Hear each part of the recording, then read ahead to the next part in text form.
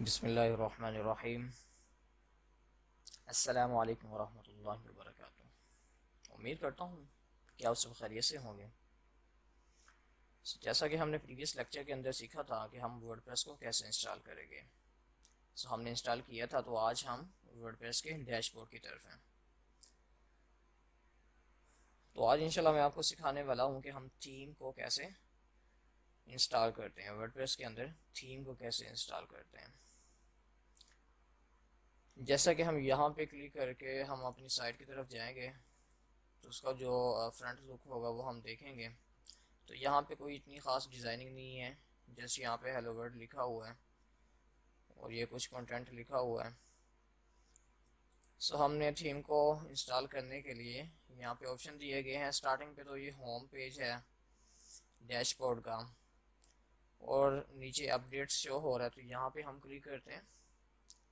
Updates के अंदर ये होता है कि अगर कोई अपडेट्स वर्डप्रेस के हवाले से आई हो तो यहाँ पे ये शो होती है। रीइंस्टॉल नो पे भी हम क्लिक कर सकते हैं। चेक चेक अगेन पे भी क्लिक कर सकते हो, ताकि हमें पता चल सके हाँ जी जी यहाँ पे अपडेट्स इसकी आई है कि नहीं आई। उसके बाद ये पोस्ट वाला ऑप्शन होता है।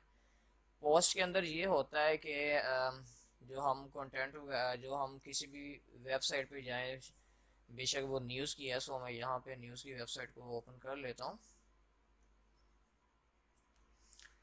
मैंने यहाँ पे न्यूज़ टाइप किया तो हमारे पास ये फर्स्ट लिंक जो शो हो रहा है, मैं इस पर क्लिक करता हूँ। मैंने इस पर क्लिक किया तो यहाँ पे मुझे पोस्ट वगैरह शो होंगे। यहाँ पे हम किसी भी पोस्ट को ओपन कर लेते हैं। फॉर एग्जांपल मैं यहाँ पे इस पोस्ट को ओपन कर लेता हूँ।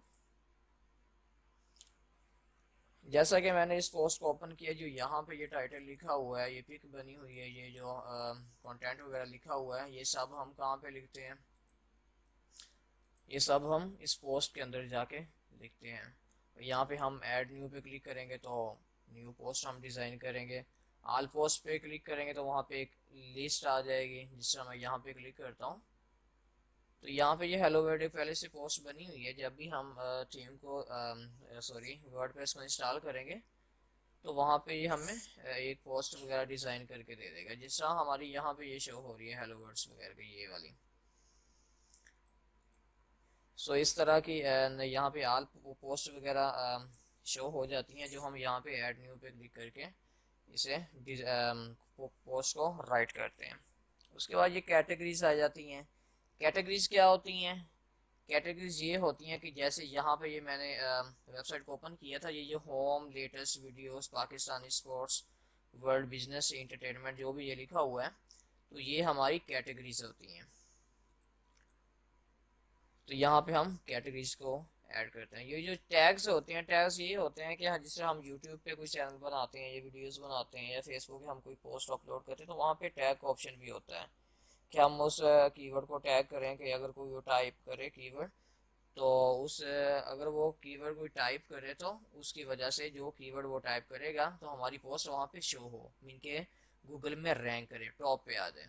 तो ये टैग्स होते हैं, टैग्स वाला ऑप्शन। इसके अंदर हम टैग्स वगैरह पहले से ही जमा कर सकते हैं, या कोई ऐसे टैग्स वगैरह टाइप करके इसमें सेव कर सकते हैं कि हमने कोई भी पोस्ट बनानी हो तो उसके अंदर हमें न्यू टैग्स डाल लेना पड़े, तो वहाँ पे टैग्स के ऑप्शन शो हो रहे हैं, तो वहाँ पे जस्ट हम क्लिक करके उस पोस्ट में टैग को ऐड कर दें। उसके बाद ये मीडिया होता है। मीडिया के अंदर ये लाइब्रेरी लाइब्रेरी वाला ऑप्शन है, ऐड न्यू वाला है। तो लाइब्रेरी पे हम क्लिक करते हैं। तो अगर हमने कोई पिक्चर वगैरह यहाँ पे किसी पोस्ट पे लगाई या अपलोड की है, तो वो हमारी लाइब्रेरी में शो होगी। तो अगर हमने यहाँ पे कोई पिक्चर वगैरह लगानी है, जिस तरह यहाँ पे मैंने पोस्ट ओपन की थी, यहाँ पे जो पिक्चर लगी हुई है, तो हम क्या करेंगे, अपनी लाइब्रेरी में जाके सेव कर लेंगे पिक्चर। और इस लाइब्रेरी में सेव करने के बाद हम जब पोस्ट तैयार करेंगे, पोस्ट के अंदर हम पिक्चर को ऐड करेंगे। जो हम यहाँ पे मल्टीमीडिया जो चीज़ें वगैरह होती हैं, MP4 की कोई चीज़ है, या MP3 की कोई प्रोडक्ट है, या कोई फाइल है। हम जैसा कि पिक्चर वगैरह होती हैं, वीडियोस वगैरह होती हैं, वो सब जब हम अपनी साइट पे जब अपलोड हमने करनी होती है, सबसे पहले वो हमसे हम लाइब्रेरी में सेव करते हैं। इनके जो अब मीडिया वाली यहाँ पे कैटेगरी बनी हुई है, तो जो सब कंटेंट वगैरह होता है तो हम किसके अंदर सेव करते हैं, लाइब्रेरी के अंदर सेव करते हैं, जो मीडिया के वाले से होता है।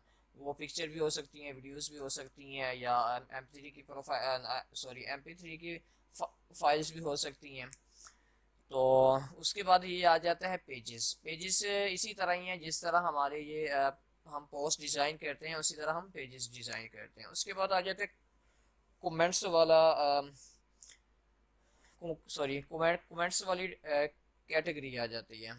तो इसके अंदर क्या होता है, इसके अंदर ये होता है कि जिस तरह यहाँ पे ये पोस्ट बनी हुई है, तो इसके नीचे कमेंट बॉक्स भी होता है कि अगर लोग अपनी जो उम्मीद की जो आवाम होती है, जब वो इस पोस्ट को पढ़ती है तो अपनी राय देने के लिए नीचे कमेंट टाइप कर देती है, कमेंट टाइप कर देती है, जिस तरह कमेंट टाइप कर देती है।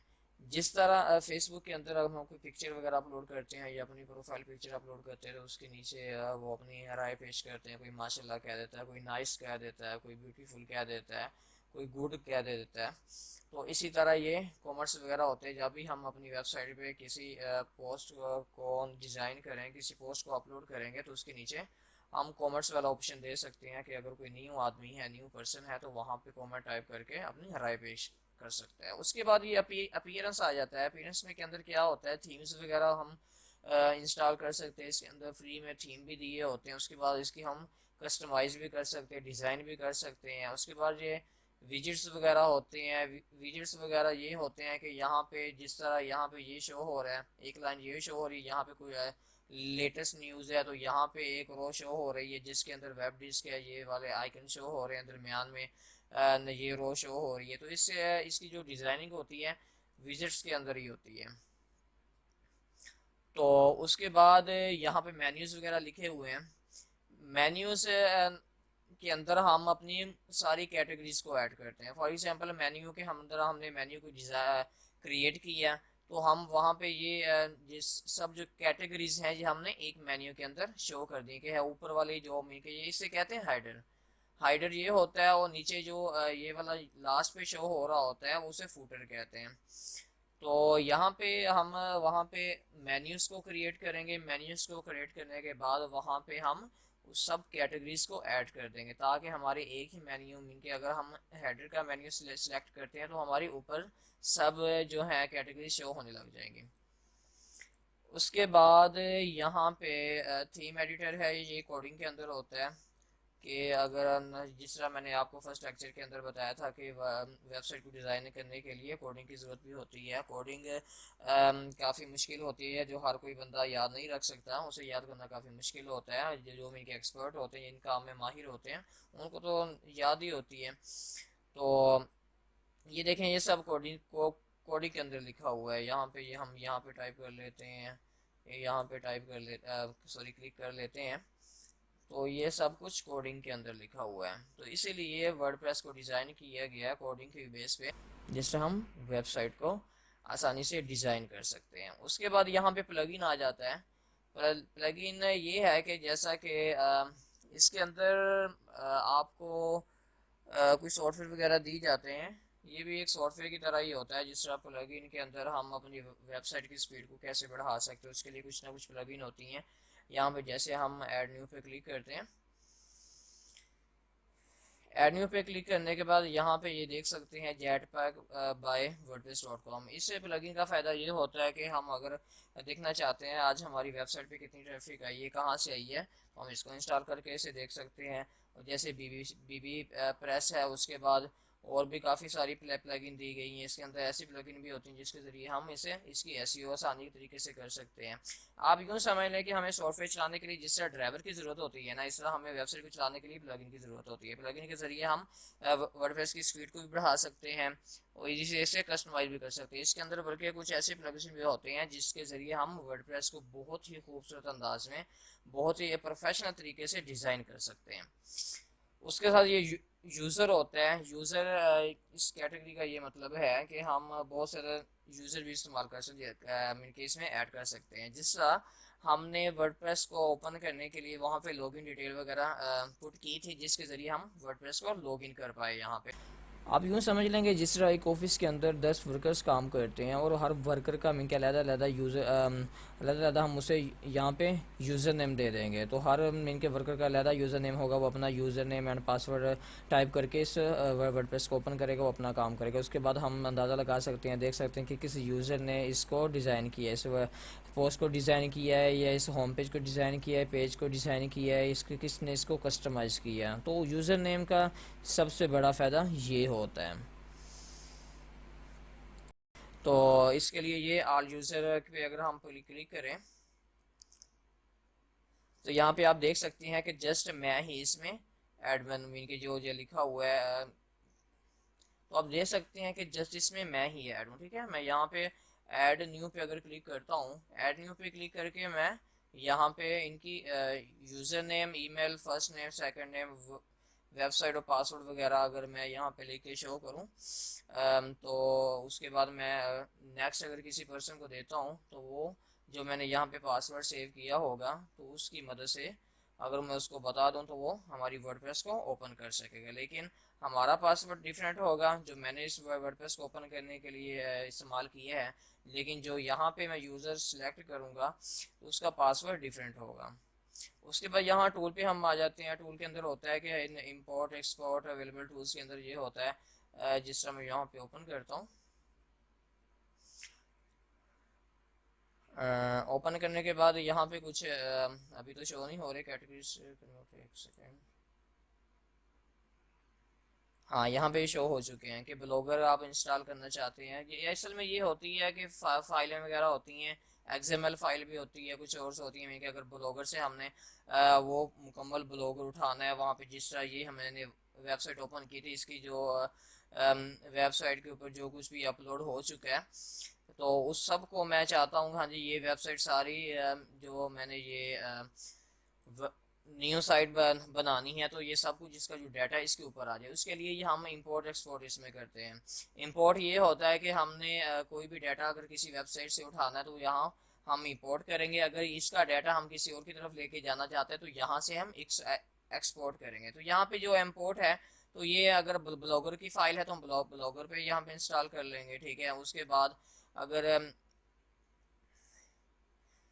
लाइव जुमला की फाइल है तो यहाँ पे हम इंस्टॉल कर देंगे। अगर वर्डप्रेस की फाइल है तो यहाँ पे हम इंस्टॉल करके उसे अपलोड कर सकेंगे फाइल को। उसके बाद ये एक्सपोर्ट होता है। एक्सपोर्ट ये है कि इसका जो डाटा वगैरह होता है इस वेबसाइट का वो हम इसे सेव कर सकते हैं। एक्सपायर्ड होने के बाद ये होता है कि हम ये हमारा जो डाटा बहुत सम टाइम होता है वो कोई और बाय कर लेता है। हमारा जैसे डाटा होता है, पर्सनल डाटा होता है, वो हमारी तरफ से सब डिलीट हो चुका होता है, मीन कि यहाँ से बिल्कुल डिलीट हो चुका होता है।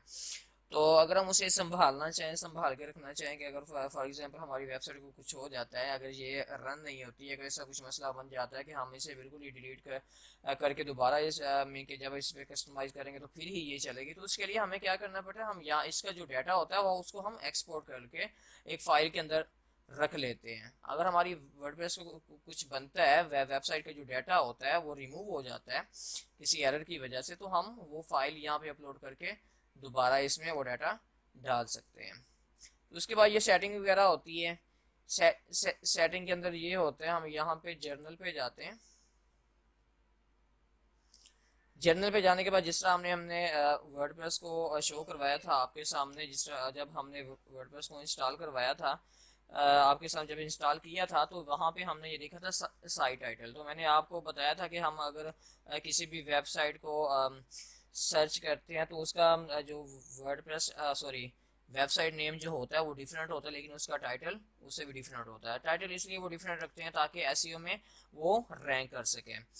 तो यहाँ पे हम अपनी वेबसाइट का नेम भी लिख सकते हैं, जैसे यहाँ पे logicalhubs.com है तो यहाँ पे लॉजिकल हब्स भी लिख सकते हैं। उसकी जो टैगलाइन होगी वो समझ लें कि यहाँ पे फॉर एग्जांपल जिस तरह ये देखें, ये जो ऊपर टाइटल शो हो रहा है, ये देखें, ये उन्होंने कहाँ पे टाइप किया हुआ है, ये इन्होंने यहाँ पे टाइप किया हुआ साइट साइट टाइटल के अंदर, यहाँ पे जो मैंने माई ब्लॉग लिखा है। तो जो टैग लाइन है, टैग लाइन इसकी ये है, ये वाली जो ये नीचे शो हो रही है। तो इससे ये होता है कि जो ऊपर उन्होंने टाइटल वगैरह जो लिखा हुआ है, इससे ये होता है कि उनकी जो वेबसाइट होती है वो रैंक हो जाती है।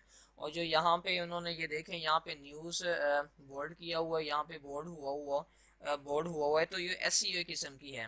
यहाँ पे देखें न्यूज़ इसमें भी आ रहा है, न्यूज़ इसमें भी आ रहा है, इसमें भी आ रहा है, इसमें भी आ रहा है। तो ये कीवर्ड्स वगैरह यहाँ पे वो डालते हैं, ऐसे कीवर्ड्स डालते हैं जिसकी वजह से उनकी वेबसाइट रैंक करती है, उस पर ट्रैफिक आती है। सो यहाँ पे ये जर्नल के अंदर तो ये है, तो यहाँ पे हम अपनी पर्सनल ईमेल डाल सकते हैं जिसकी अपडेट्स वगैरह हम चाहते हैं कि हमारी इस ईमेल पे अपडेट्स वगैरह आ जाएं, तो हम यहाँ पे वो ईमेल टाइप करेंगे, सॉरी यहाँ पे पुट करेंगे। तो उसके बाद यहाँ हम राइटिंग पे आ जाते हैं। राइटिंग में आने के बाद यहाँ पे कुछ यूआरएल्स वगैरह होते हैं कि हम चाहते हैं कि हमारी वेबसाइट इंडेक्स हो जाए, तो यहाँ पे हम क्या करते हैं, अपडेट सर्विसेज पे क्लिक करते हैं। अपडेट सर्विसेज पे क्लिक करके यहाँ पे जो ये यूआरएल दिए गए हैं इसको हम कॉपी कर लेते हैं। कॉपी करने के बाद हम बैक फिर जाएंगे। बैक जाने के बाद हम क्या करेंगे,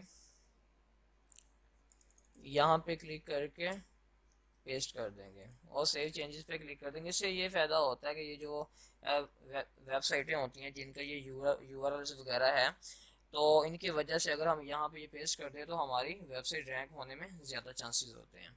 उसके बाद हम रीडिंग पे क्लिक कर देते हैं। रीडिंग पे क्लिक करने के बाद यहाँ पे शो हो रहा है blog pages show at most, में के जो ब्लॉग के पेजेस हैं वो कितने शो हों, पोस्टें कितनी शो हों, आइटम्स जो हैं वो कितनी शो हों इनके फ्रंट पेज पे। और यहाँ पे ये लिखा हुआ है कि योर लेटेस्ट पोस्ट, मतलब कि हम कोई भी पोस्ट न्यू तैयार करते हैं तो वो हमारी होम पेज पे शो हो या ना हो। तो हमने यहाँ पे क्लिक किया हुआ है कि वो जो पोस्ट हैं वो हमारी जो फ्रंट पेज है, या जैसे यहाँ पे ये है होम पेज, जो फ्रंट हमारा मेन होगा तो वहाँ पे ऑटोमेटिकली शो होती रही। ऑटोमेटिकली कैसे शो होगी, हम कोई भी न्यू पोस्ट क्रिएट करते हैं उससे यूँ होगा कि हमारी जो मेन वाला फ्रंट पेज है तो वहाँ पे वो शो हो जाएगी। तो यहाँ पे ये जो नीचे है कि स्टैटिक पेज, तो इसका मतलब ये है कि अगर हम यहाँ पे क्लिक करते हैं, यहाँ पे हम कोई भी पेज सिलेक्ट करते हैं, फॉर एग्जांपल जिस तरह यहाँ पे एक वेबसाइट ओपन है, तो यहाँ पे जिस तरह मैंने ये पेज बनाया हुआ है, पेज का मतलब ये है कि हमने इसको एक मुकम्मल तरीके से डिज़ाइन किया हुआ है कि होम पेज पे जस्ट ये ही शो हो। हम कोई भी बेशक न्यू पोस्ट क्रिएट करते हैं, जो कुछ भी क्रिएट करते हैं इसके अंदर शो ना हो, इसके अंदर जो कैटेगरीज बनी होंगी जस्ट उनके अंदर ही हमारी जो पोस्ट है वो शो हो। और जो फ्रंट पेज होता है उसके अंदर सॉरी जो फ्रंट पेज होता है उसको हमें अच्छे तरीके से डिज़ाइन करना चाहिए, क्योंकि जब भी कोई न्यू यूज़र आएगा, जब हमारी वेबसाइट पे आएगा, जो अगर उससे फ्रंट पेज जो है अच्छा नज़र आएगा तो वो उस वेबसाइट को विजिट भी करेगा, उसको अच्छे से पढ़ेगा, अच्छे से उसकी जो कैटेगरीज बनी होगी उसके अंदर जाएगा, उसका कंटेंट पढ़ेगा। तो इसलिए देखें, हम अगर शॉप पे जाते हैं हम सबसे पहले क्या देखते हैं, कौन सी चीज़ चमक रही है। जो चमक कहते हैं ना, चमकती चीज़ हमेशा सोना नहीं हुआ करती। तो उसके बाद ये डिस्कशन और मीडिया वगैरह मैं आपको पहले बता चुका हूँ। उसके बाद परमल लिंक्स वगैरह यहाँ पे इसकी कैटेगरी बनी हुई है। तो इसके अंदर ये है कि यहाँ पे प्लेन है कि अगर आप कोई न्यू पोस्ट डिज़ाइन करते हैं, जिस तरह मैंने यहाँ पे ये वर्डप्रेस को ओपन किया हुआ है, तो ये WP एडमिन यहाँ पे लिखा हुआ है, यहाँ पे ये ऑप्शंस परमलिंक्स डॉट PHP लिखा हुआ है।